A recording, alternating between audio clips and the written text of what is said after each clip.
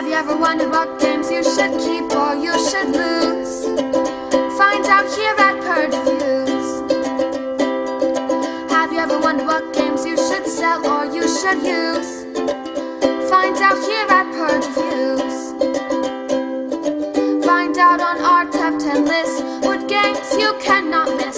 Don't forget to subscribe to Purge Reviews.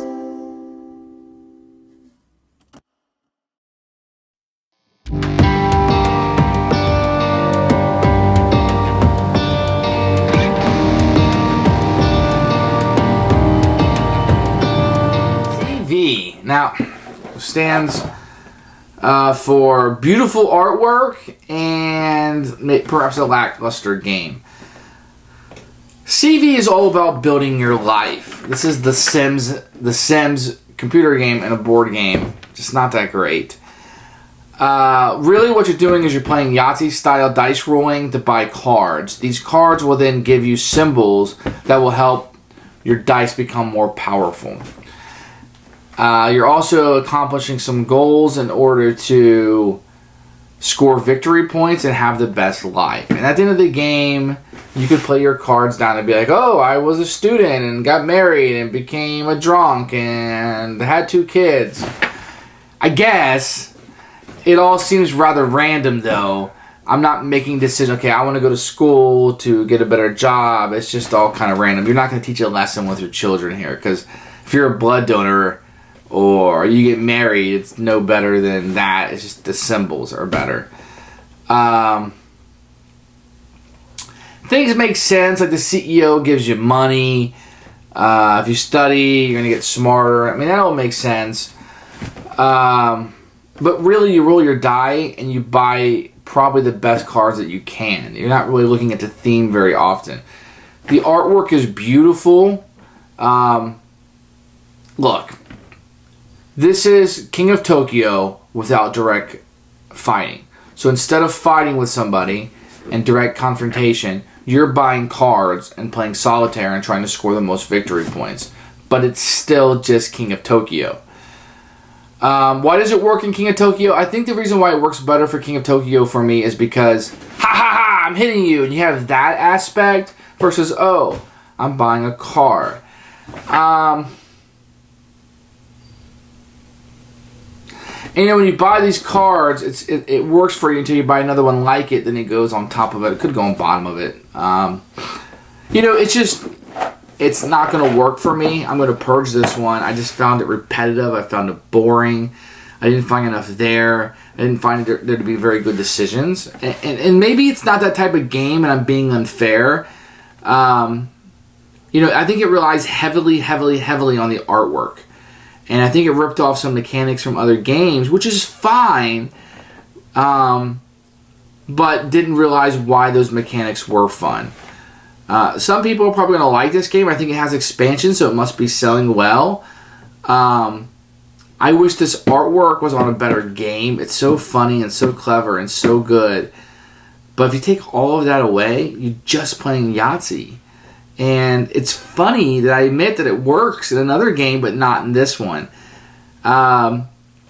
Definitely try this one out. Love the theme, love the artwork, even kind of like how the game works, but it just wasn't fun for me. So CV is going to be a mess, and I'm going to purge this, and so be it. And this is the painful one for me. This is not an easy one. I want to like this game.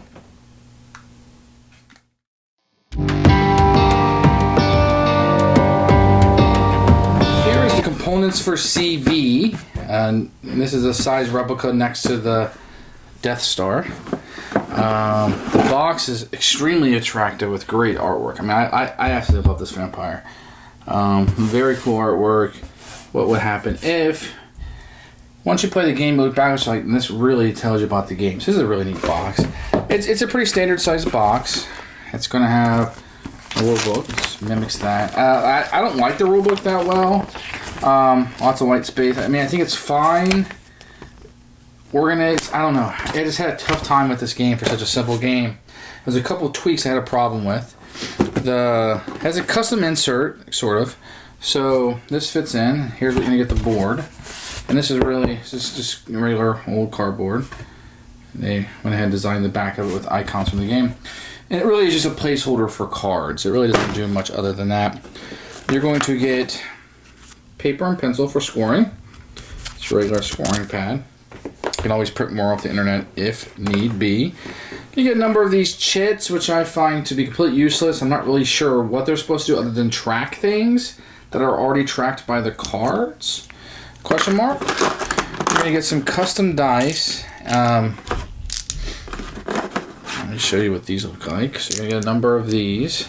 You're going to get 6 or 7. They're ingrained in there. Can you see that? So that's all put in there. You're going to have different sides on them. They're very custom, as you can tell. 6-sided die. And you're going to get 7 of those. And then the rest of the components are going to be cards. And then you're going to get just some reference cards, which are nice. You're going to get a number of... Basically, these are scoring cards. So things that you would try to become. A sound mind and a sound body. So you can see the humor right away. So that's what person is burning money. The life of the party. This guy. Remember him. You're going to have a couple of things that you'll be born with. And the cards are all the same shape. They're odd shaped. They're a little bit longer than normal cards, as you can see. The backs are different. So these are things you'll start out with, and the game starts out with life insurance, first love, first bank account. Bicycle is just first player. No idea why it's a bicycle. Top student, zoo trip, chicken pox. And the artwork is just so humorous. So these are things that you're kind of born with. And then the first stage of life will be signified by these green and bicycle cards. Let me show you some of these. So you're always going to have just what it is at the top, which is completely meaningless. The icons required to buy it, a cute little picture, and then what power it gives you or what ability it gives you. For each glasses, it's 4 money. It's pretty neat because it's a pension fund that you would get. An athlete, if you have 3 health, you buy it, you get a health and a money. If you have child, it requires a couple and money to have a child, but you get a couple. You lose money because kids are expensive, but you get happiness and a couple. If you have a used car, it costs 3, and you get 3 victory points. So those are things you'll get there. And then your midlife is represented by this sedan and these teal cards. Early retirement, you have a job, wow. And you'll have University of 30s, and these can be green or orange. I'll explain that in the flow of the game, but just to kind of look at what they're like. Trip around the world, yay! Okay.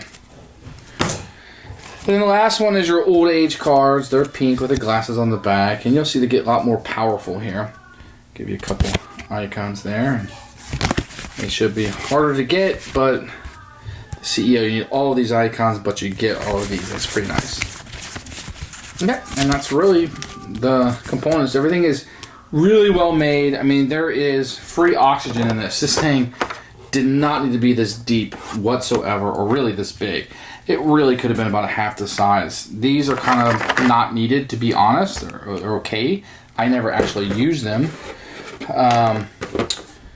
But this could have been a small box game if they wanted it to be. But those are the components.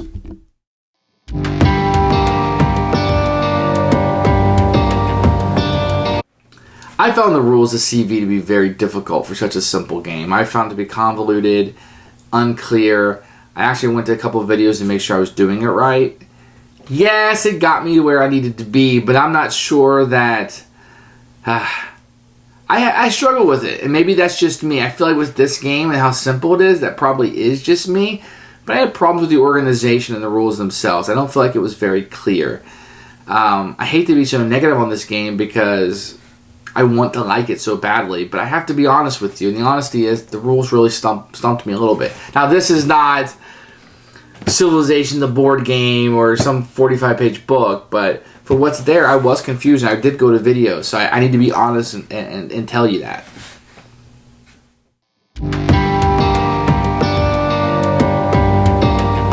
So when the game starts, each person will get... Oh, you shouldn't be here. Will get 1 life goal card. So you'll get one of these. Let's say yours is hard worker. That's your life goal. And this will be how you score points. So for every CV card, you get 3 victory points. And it could have been you want to be the life of the party. And for these type of cards, every combination of these, the green and the purple, you get 2 victory points. And it's just a way for you to score points. You get 1 of each. You get 7 victory points. That's if you're a Renaissance man. By Renaissance man, they mean this guy. So you'll get one of these, and this is just kind of be what you're working towards. This guy's my favorite. A sound mind, a sound body. It's just a way for you to score victory points. And then based on the number of players, after each player gets one, so I'll just be him because I think he's funny. These will be up here. So in a 4-player game, there'll be 3 of them. And then you'll also score victory points off of those. And those will just stay there the entire game. And the ones that aren't used are then set aside. And then what will happen is you'll take the childhood deck, which is represented by the baby stroller. And you'll take the bicycle card will always be in play because it's start player. And then you'll take a number of these cards. So there's enough for everybody to get 3. And then you'll draft these. So let me just say there's 1, 2, 3, 4, 5, 6. So in a 2-player game, you shuffle these up and you deal these away. 3 to this guy and 3 to this guy. If you have the bicycle card, you put it face up and automatically it's the player. Then you would switch hands with each player, keeping one and then flipping them again until you have 3 of those. And these 3 will be in your hand, and you can play these whenever you want. So get a orange for 1 fewer symbol. Get a money card for 1 fewer symbol. And you can play these whenever you want. But the main mechanic of the game is going to be the same thing. You're going to take 4 dice, and you are going to roll them. Let me zoom in a little bit on this, because this is what you're doing. It's straight up Yahtzee. And if you ever roll, for any chance you ever rolled frowny face, where are you, frowny face? This guy, you must keep it. 3 frowny faces, you're out for the turn. You can buy nothing. If you get 3 smiley faces, you can buy any card that you want. But I rolled a person, a light bulb, and 2 happy faces. So what I would then do is look up at the cards that are available. So this one, inherited apartment, is 2 happy faces. So I could definitely buy that with those 2 cards if I so choose. And you can buy as many cards as your dice will allow. These 3. And you have extra dice because they can be added in by cards. But let's say, oh, look at this. So I could buy studies because it costs a person and a light bulb. Every time I have a light bulb, that and a person can be used interchangeably. So this would go down in front of me. And I can buy this because I have 2 smiley faces. And this gives me 4 victory points. So I inherited an apartment. And those kind of go down in front of me, if you will. And then what will happen is the last card will slide off. These cards will slide down. And we'll continue to add cards from the deck. And this will continue until this deck is out. Then we'll move to this deck. Then we move this deck. Very simple. The only real thing you can do on your turn is if you roll cards and you don't like what they want. But say for some reason, I really want this PhD. For 2 light bulbs, I get an extra die every turn. And I really, really want that. So I have 1 light bulb. So just like Yahtzee, I can re-roll my dice. I can do that twice. Well, got a frowny face. So I have to keep that. This is not what I want, which is a light bulb. And I got another frowny face. And let's say, just for argument's sake, I rolled this people. But I need 2 light bulbs. Well, great. My studies card, since it's on the top of the deck, turns people into light bulbs. So I can actually spend these 2 dice, and I can turn this into a light bulb. And there it is. And buy the card. Now I can add this, but it's green. So normally green would go on top of green, and then this card would be used. So one thing I could do is do this. Now I would no longer have that ability, and I would have this new extra die. So each round I would roll 5 dice. But because this card would be purple or green, I can just say, well, that's purple. So I can have 1 purple card. And then this one would come off. Everything would scoot down. Of course, the other players would be going. So, and you just continue on and continue on. And you just play Yahtzee and you buy these cards that are available. The score is pretty right here. So if you have a health sign, a light bulb, or a people sign, if you collect 9 of those, you get 45 points. There's a track on it. In addition, you can score victory points based on your hidden roll, or not so hidden, a way of scoring points, and then the face-up ones that everybody scores off. And really, the entire game is just, you can roll these dice up to a total of 3 times on a turn. For any faces you can't re-roll, and you're just buying cards and doing that until all 3 decks are out. And then you score up your victory points, and that's the game. One little rule that if you ever, there's a catch-up mechanic, which I'm not going to go into, but if you ever go from one round to one, and somebody's like doubled you in cards, and you get a bonus for that. Otherwise, the game is very, very simple. And most of the charm is going to come through the pictures on the cards. The artwork carries this game quite a bit. So that's how you play CV.